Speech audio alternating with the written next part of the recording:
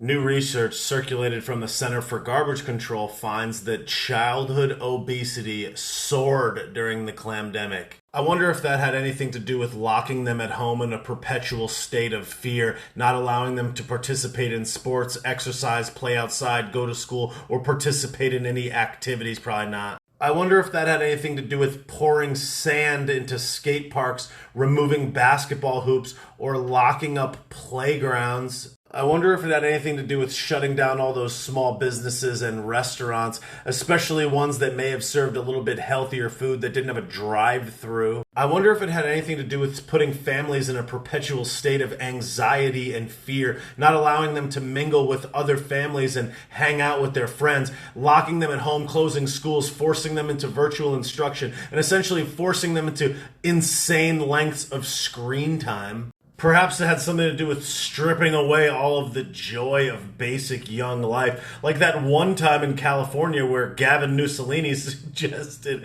that you shouldn't sing out loud. No fun allowed, no singing. All right.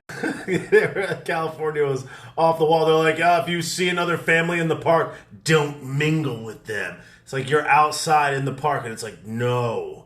Don't talk to us. Yeah. Health. For your health, guys. For your health. Guys, gals, and theys. In a paper circulated last week by the Center for Garbage Control, a study of 430,000 children found that the body mass index increased at nearly double the rate it usually would between March and November of last year. These changes were especially prevalent among elementary-aged children. Wow, especially ones that were already overweight or obese. According to a dietitian at Mount Washington Pediatric Hospital, these trends are staggering. And it says, she has said it has never been this bad. Wow. Interestingly enough, the weight gain was far greater for certain demographic subgroups, including Hispanic, African American, publicly insured, and low-income children. You know, equity. A nutrition scientist at Kaiser Permanente in Southern California said, the increase in obesity over the last 11 months we analyzed compares to the increase seen in national data over almost the last 2 decades. Wow. And what is probably the most shocking stat of it all, the portion of 5 to 11-year-olds who are classified or overweight or obese is now 45.7%. 45.7% of 5 to 11-year-olds are overweight or obese, up from 36% before the clamdem. 45.7%. Wow. These studies and papers say that they have patients that are as much as 400 pounds, none of which are older than the age of 17. And children are being now treated with adult ailments like hypertension, high cholesterol, diabetes, and osteoarthritis. Children!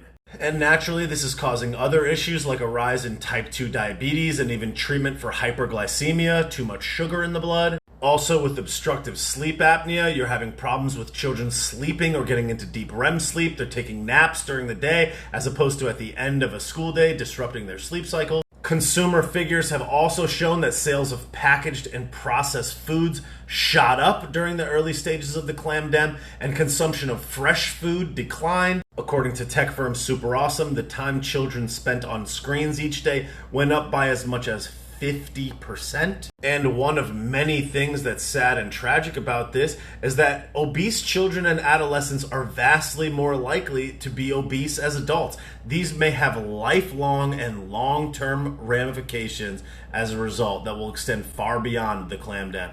Because all this stuff was for your health, you know? Just stay home and do nothing for your health. Lock everybody up for health. And we know how this situation affects people that are overweight. You can see the statistics. It's like literally teeing you up and setting you up for failure. Like it's a trap. According to another study by the Center for Garbage Control, a study found that about 78% of people hospitalized for the corona clap were overweight or obese. You heard that right. 78%. So let me just tie this up in a nice little bow and stuff it in your Dirt Star. One of the highest locations for person-to-person contact, aka the transmission, is in the home. So they lock everybody at home. force everybody to stay home. Then they force everybody to not be able to engage in outdoor activities, forcing them again to stay at home and be sedentary. We know that you have a higher risk if you're overweight or obese, so it's like they put you in there, force you there, trap you there, don't allow you to do anything that would keep you healthy, close the gyms, close the yoga studios, close the schools, close the interaction, force you into this trap, and then that's where you are most likely to get it. That's where, and then by being overweight, the thing that they trapped you into being, that's the person that's the most at risk. Yet there are actual still human beings out there that are like, yeah, this is for health. It's like,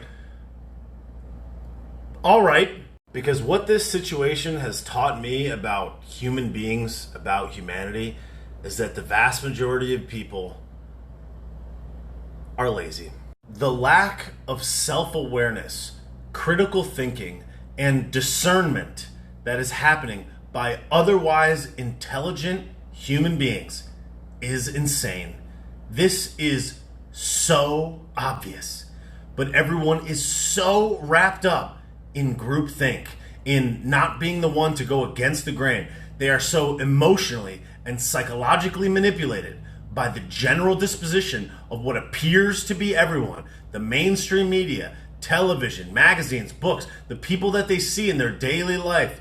And because of that reason, they pass off their ability to critically think and have their own discernment. They don't do the research. They don't look into it. And ultimately what that means at the end of the day is that they just don't care. And that widespread lack of care makes us extremely vulnerable. And that is why we got into this mess. That's why we are vulnerable to future manipulation. And that's why, without more people having even the most basic amount of discernment for what could not be any more obvious, we're in big trouble.